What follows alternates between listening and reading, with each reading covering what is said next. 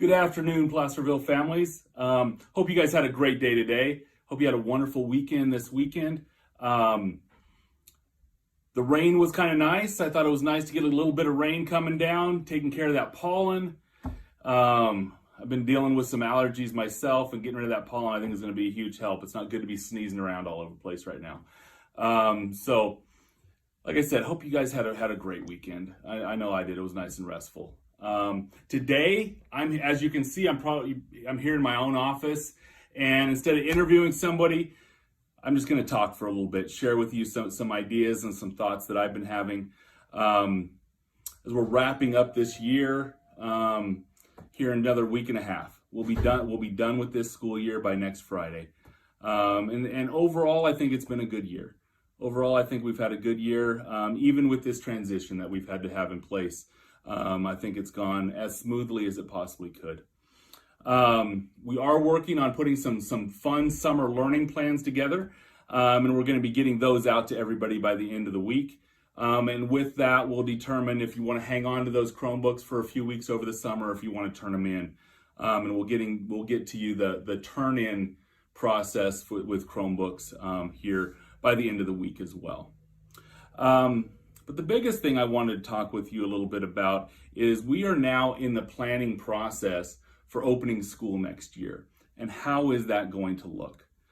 We're looking at a lot of different scenarios. We haven't received a whole lot of guidelines yet as to what we need to follow as far as for the health and safety of kids. We're still waiting on that from the state, but we're still working on putting some plans together. We're taking a look at really 3 different scenarios. We're looking at opening up in a traditional way, having all of our kids back on campus. Hopefully that's what we can do. We really want to have kids on campus if we can in any possible way. We're also looking at a hybrid model where students come to campus if we still need to keep a lot of social distancing going on, and kids come to campus 2 days a week, and we break our classes up into smaller groups. And the third option is continuing with the distance learning that we currently are doing and enhancing the distance learning that we're doing. There also might be a possibility that we allow kids to come on campus, but we continue with the distance learning for those students and families that need that, and being able to work in both worlds a little bit.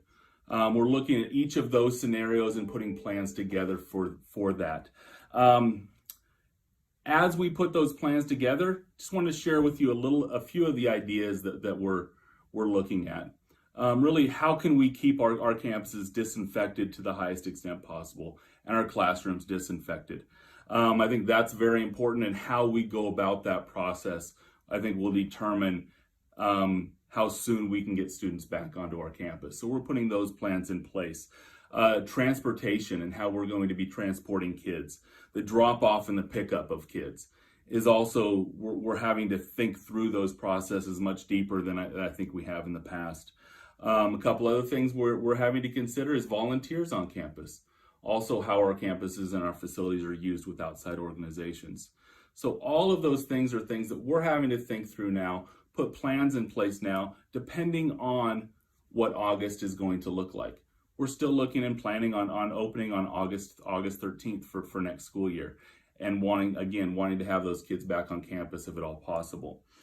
The last thing that we're really working with outside organizations, working with the County Office of Ed, is childcare. Because that, I know, is extremely important to our families, making sure that childcare is available if we're not able to be open for all students 5 days a week.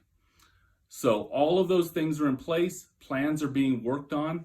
I just wanted to kind of give you some ideas and some thoughts from where I was sitting as to where Placerville will be come August. Which of those levers are we going to have to pull, determining based on the guidelines that we get from the State Department, the guidelines we get from our county health officials. We want to make sure kids are here, but we also want to make sure the health and safety of our students and our students on campuses, our staff, our faculty on campuses is looked at, and we're taking those things into account as well as these plans are being put in place.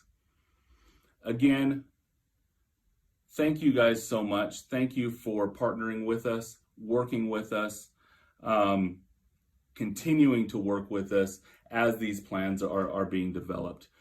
You're going to be receiving a survey later this week, and that survey is going to touch on each of these different scenarios because we need to kind of get your feedback and your thoughts as we move forward. So please share your thoughts through that survey. The other thing on that survey is we know that different families have had to deal with different circumstances. Some families might have to have moved or are in the process of moving. We need to know that as well as we plan and put classrooms together. So please share that information as well as your thoughts on the different scenarios that will be laid out. Again, thank you so much. Thank you for partnering with us, and I hope you have a wonderful evening. Thanks a lot. Bye-bye.